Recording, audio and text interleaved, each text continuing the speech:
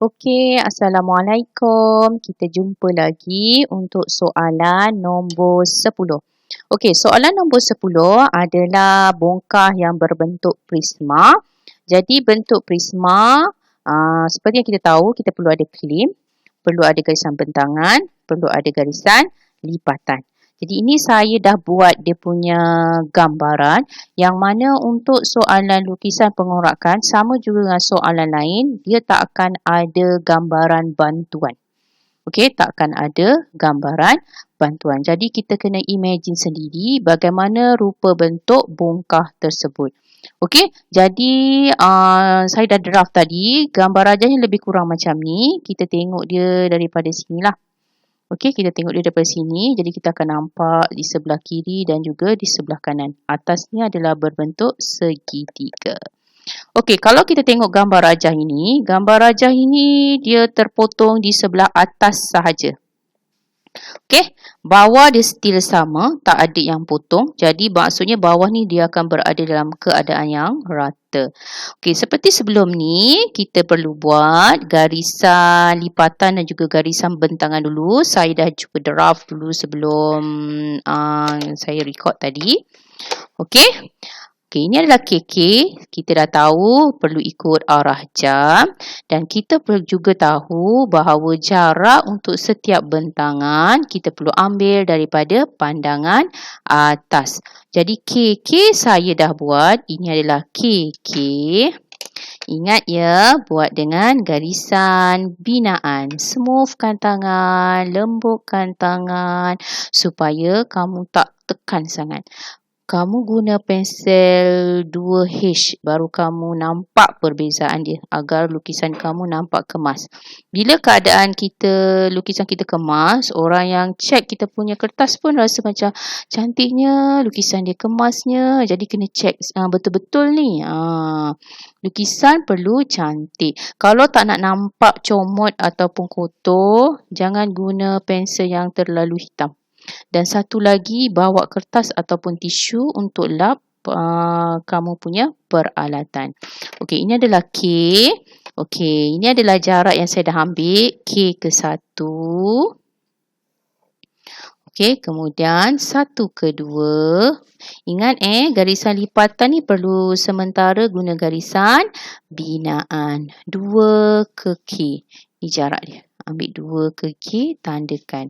Kebetulan setiap satu saiznya adalah sama.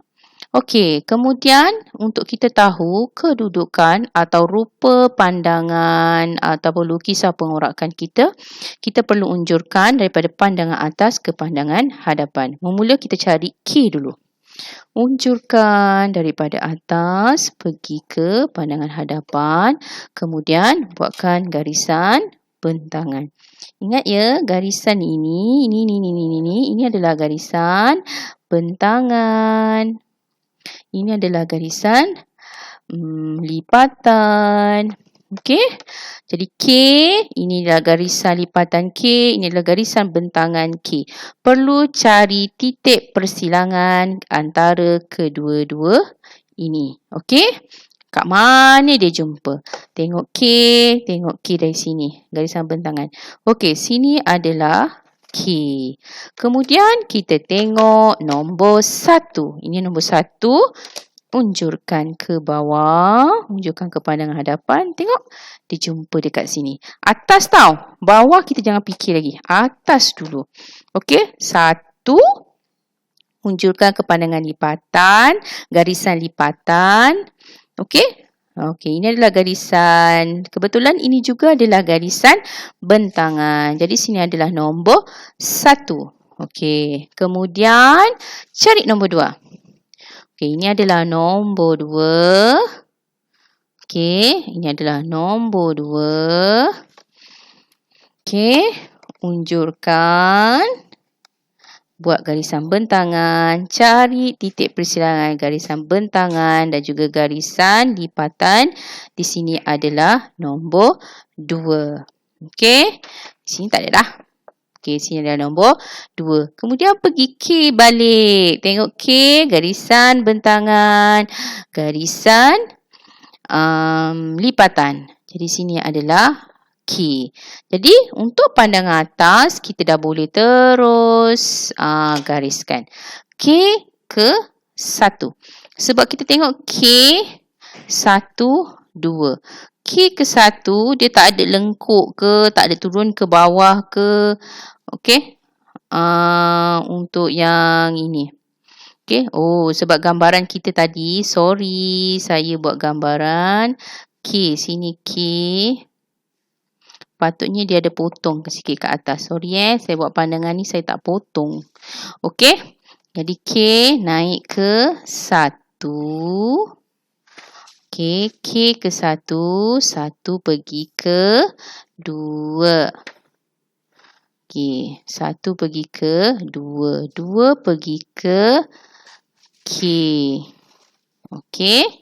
Jadi, ini adalah garisan sisi. Ini adalah garisan sisi.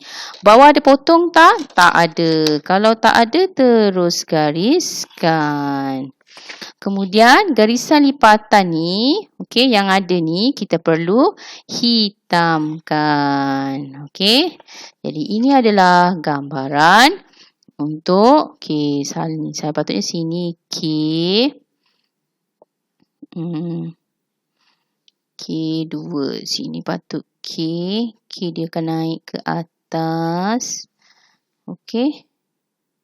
Patutnya sini dia pergi ke 2, dia turun ke bawah. Patutnya dia potong. Sorry ini silap. Okey. Saya tak perasan. Terlalu teruja nak ajar awak. Saya terus buat pandangan, buat gambaran penuh. Jadi ini adalah gambaran dia untuk sebelah atas. Okey, untuk di sebelah atas. Sebawah dia tak ada potong. Jadi lukisan dia adalah penuh. Okey, jadi selamat mencuba untuk soalan nombor 10.